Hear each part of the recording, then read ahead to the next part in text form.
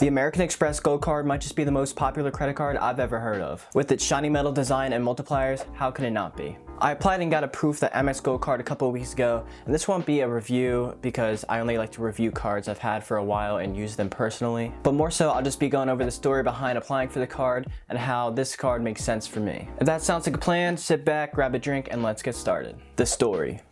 So this was my first credit card application that wasn't really planned. My roadmap originally was just to apply for Chase cards in 2024 to avoid the 524 restrictions. But the other night I was driving home from school and I just had such the urge to apply for this credit card, so I gave in. Usually I wait 3 months between each application, but I just said screw it, even though I got the Chase Ink Unlimited just a month before. I made sure to look around the internet for the 90,000 membership reward points offer, and I found it about after 10 minutes of searching. The Amex Gold Card was originally in my roadmap for June of 2025, but I really just didn't want to wait that long. It's always been the credit card I wanted to get the most out of any other card on my roadmap, so after rearranging my credit card strategy just a bit to make sure I can still get all the Chase cards I wanted and not be stuck over 524, I applied. And before you guys start typing I'm an idiot for getting a $250 annual fee as a 20-year-old college student, I'll be explaining why this card makes a lot of sense for me. Even more so than a similar earning card with no annual fee such as the Capital One Saver one. How the card makes sense.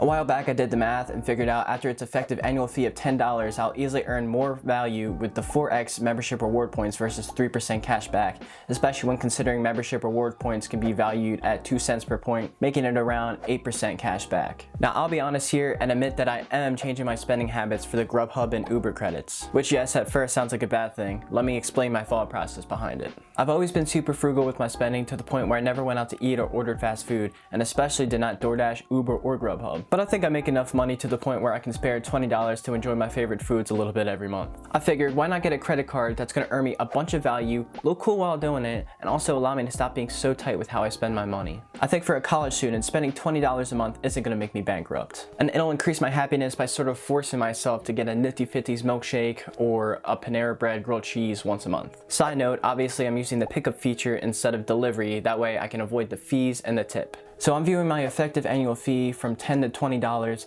just because some meals are a little under $10, making the effective annual fee go up a bit. But even so, I'll be earning a lot of points, especially since I'm the one who always puts out their card while eating out with friends. So I'll definitely be net positive and I'll be making more than I would from a 3% cash back card like the Saver one. Now this card wouldn't make a whole lot of sense for me if I was planning to cash out the points, which would devalue them at 0.6 cents per point, but obviously I won't be doing that. Travel aspirations.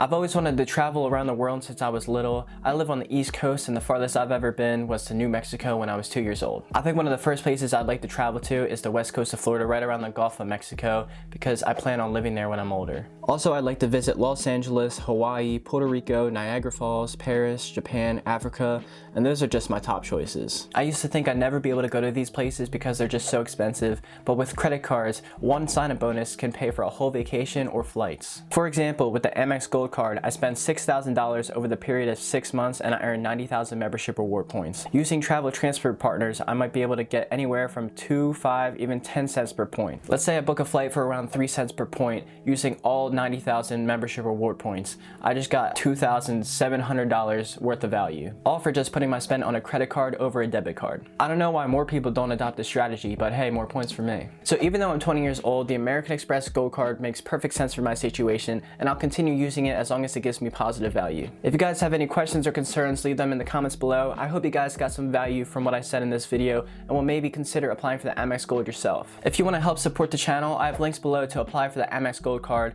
as well as a link to my website where you can apply to a lot of other credit cards. Just make sure you're always getting the most competitive offer before you apply. Please consider leaving a like and subscribing if you enjoyed the video, because just like cashback, it's free. I wish you all the best and I'll see you on the next one.